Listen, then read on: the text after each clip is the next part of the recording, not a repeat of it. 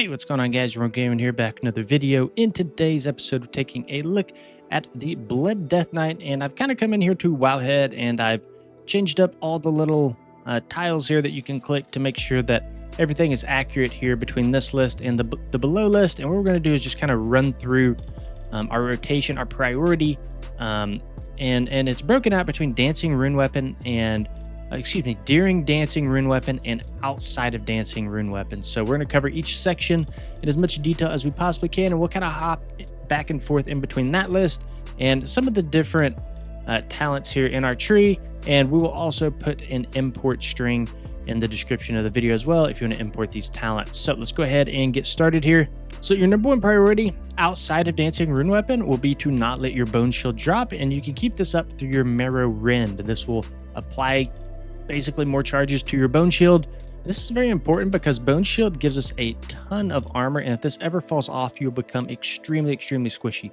So this is always going to be your number one priority, is keeping charges of Bone Shield up. So if we go over to our talent tree, we can see that we have a lot of synergy with Bone Shield. You can see we have like Bone Collector, the talent here, so whenever you pull an enemy to you, that's going to grant you 1 charge of Bone Shield. And another thing that's pretty core to us is Bone Shield increases your haste by 10% through improved Bone Shield. So this is very important because haste means the more runic power you can generate by spending runes, and basically the more spells that you can cast, the more healing that you can do, the more survivability that you have. So it's very important to keep your Bone Shield up at all times. And we do have some other talents down here that we'll kind of talk about later as we dive a little bit deeper into Bone Shield and kind of how it works. For now, let's go ahead and move on. We also have Abomination Limb, which is on a 2-minute cooldown, and basically you press it and it sucks a whole bunch of enemies into you, which is very key in a lot of specific boss fights. One that kind of comes to mind is the second boss fight on Necrotic Wake. Basically, all the adds that spawn, you can Abomination Limb, grip them all into you, and kind of cleave them down very quickly and efficiently. And then one thing to note about this is it will also give you 3 charges of Bone Shield. So that's pretty nice if for whatever reason you do drop below, let's say for example, 5 Bone Shield charges. We haven't really talked about that yet, but through the Ossuary talent here, if you are above 5 Bone Shield charges, your Death Strike is reduced by 5 runic power. That's going to be one of the main ways that you heal. And you can use Abomination Limb to kind of spike up your Bone Shield charges very quickly. So typically what you want to be doing is you want to make sure you're staying above 5 Bone Shield charges. Use a Marrow Rend to keep those stacks up above 5, and you'd be basically using Dancing Rune Weapon with Abomination Limb. Now another talent we have here that we haven't really talked about yet is Bone Storm. Now if we look at Bone Storm here in the talent tree, there are no other talents that synergize with it. It is on a very short cooldown, a 1-minute cooldown, and this will consume your 5 Bone Shield charges to create a Whirl of Bone that batters all nearby enemies, so it'll do a bunch of AoE damage, and this will heal you for 2% of your max health every time it deals damage up to 10%. So this will consume those charges, and it will also regenerate a whole bunch of Bone Shield charges as well, and this lasts 2 seconds per Bone Shield charge spent. So the more charges you have, the longer it lasts, essentially. Now one thing we haven't talked about yet is Death and Decay. So let's go ahead and read this node directly above Bone Storm. When Bone Shield is consumed, it shatters, dealing X amount of attack power shadow damage to nearby enemies. This damage is tripled while you're within your Death and Decay. So if you remember from Bone Storm, essentially what we're doing is we're consuming those Bone Shield charges, and then through Shattering Bone, there is a whole bunch of burst damage that kind of goes out, and it's actually tripled if we're standing within that Death and Decay. So you want to be casting Bone Storm only if you are within your Death and Decay. So Bone Storm becomes a high priority item for us if we are within our Death and Decay, and Dancing Rune Weapon is on cooldown, and we have 5+ Bone Shield charges. And we see here when used, it will refund those 10 Bone Shield charges over the next 10 seconds. Then another talent we haven't talked about yet is Consumption, and you're going to be pairing this essentially with your Dancing Rune Weapon. So whenever these 2 cooldowns line up, you're going to be using them together. And Consumption's on a 30-second cooldown here. Strike all enemies in front of you with an attack, dealing percent physical damage, and heals you for 150% of that damage. Deals reduced damage beyond 8 targets, and then causes your Blood Plague damage to occur 30% more quickly for 6 seconds, and it generates 2 runes. So a very strong button here. And we want to cast this with our Dancing Rune weapon because Dancing Rune weapon, of course, will duplicate this for us. Now, step 6, we have Death and Decay. And we've talked about Death and Decay a few times, but not super in depth. So let's go ahead and cover this real quick. So through Death and Decay, right, you put it on the ground. It costs a rune, and essentially it's going to basically apply cleaving strikes as a buff for us. So if we look at the blood section here, Heart Strike hits up to 3 additional enemies while you remain in your Death and Decay. When leaving your Death and Decay, you retain its bonus effect for 4 seconds. So what the heck is Cleaving Strikes? It's right here under our Death Knight tree. Heart Strike hits up to 3 additional enemies while you remain in your Death and Decay. When leaving your Death and Decay, you retain its bonus effects for 4 seconds. So you can kind of weave in and out of your Death and Decay and maintain this Cleaving Strikes buff. You want to make sure that this is always up. Now, step 7 here, we are also running Soul Reaper. So let's take a quick look at what Soul Reaper is. That's going to be under our Death Knight tree. 6-second cooldown here. Strike an enemy for some damage. After 5 seconds, if the target is below 35% health, this effect will explode, dealing an additional amount of attack power, shatter thrust damage to the target, and some mumbo jumbo there at the end. Essentially, nothing in terms of survivability here, but this will do a decent amount of damage considering that is on a 6-second cooldown.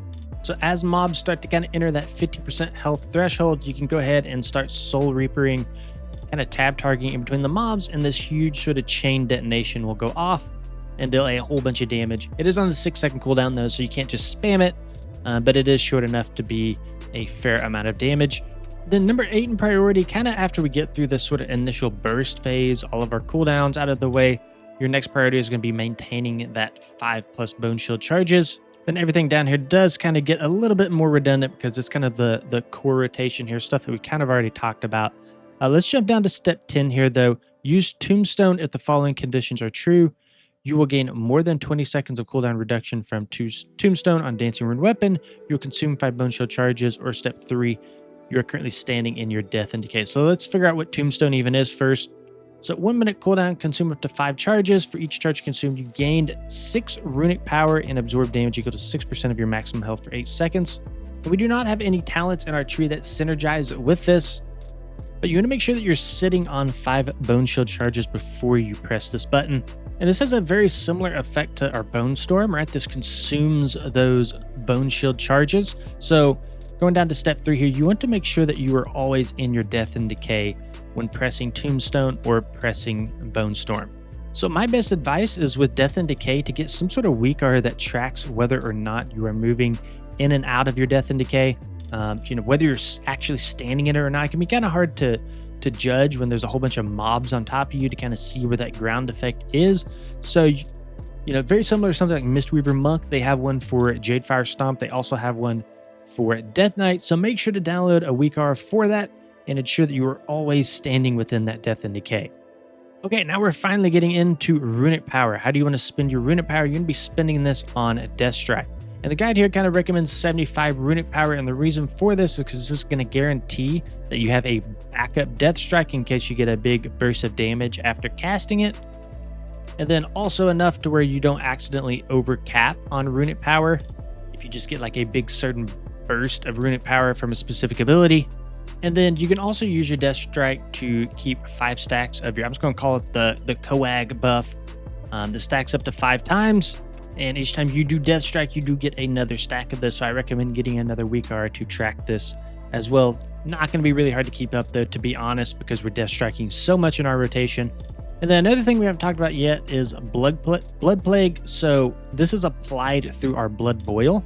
So this is works off like a charge-based system. You get 2 charges of it. So you need to make sure that you're just kind of looping that into your rotation to keep that Blood Plague up. As you heal a lot from that Blood Plague, that disease drains health from the target to you to heal you. And then finally, we'll be using our Heart Strike here to consume any additional runes if there's nothing else to press. Remember, we want to consume runes for more runic power so that we can funnel that into our Death Strike. So very important to keep those runes recharging. So this is the priority outside of Dancing Rune Weapon. Let's quickly talk about inside of Dancing Rune Weapon. Okay, then during Dancing Rune Weapon, everything down here, like the bottom half, stays the same. The only thing that changes is pretty much the top half of this priority here. And I do think that there was something that was kind of left out on this guide. When you select Abomination Limb, nothing happens here. And in this above section, it said that you want to pair Abomination Limb with Dancing Rune Weapon, and it's not in the Dancing Rune Weapon section, so I think they might have just accidentally left this out. I could be wrong there. Feel free to correct me in the comments, but I believe you want to be pairing your Dancing Rune Weapon with your Abomination Limb when you can. So steps 2 and 3 are pretty much saying the same thing here. You want to make sure that at the end of your Dancing Rune Weapon, you are casting a Marrow Runes, and the reason for this is because we want to get back up to those 10 Bone Shield charges, and we want to make sure that we're not using Marrow Rend with Bone Storm, mainly because Bone Storm is going to give those charges back to us as Bone Shield charges. So if you have Bone Storm running, you don't need to cast Marrow Rend here, because Bone Storm is just going to give us those charges back for free. And then from here, we'll want to be casting our Consumption. This is one of our strongest cooldowns on a 30-second cooldown. So I'll also be generating those 2 runes for us as well. And then from here, we want to set up that Death and Decay and that Bone Storm window. So we'll get Death and Decay down, and we'll follow that up with a Bone Storm. Again, utilizing Shattering Bone here. And then, yeah, I mean, that's pretty much it. And it looks kind of complicated here, but for the most part, you know, these first 6 or 7 steps is really what you're following. And then steps 8 through 13 are going to be the exact same thing as steps 7 through 13 here. There is 1 step of difference, and that difference is going to be step 9 here. Use Dancing Rune Weapon on cooldown, which is something that you're only going to focus on outside of the Dancing Rune Weapon cooldown window. So that is pretty much it in terms of the rotation. Once again, these are the talents that we are running. I will leave an import string in the description of the video. Let me know what you guys think about this sort of format of video here. I know I didn't cover absolutely everything, just trying to kind of cover the core things here.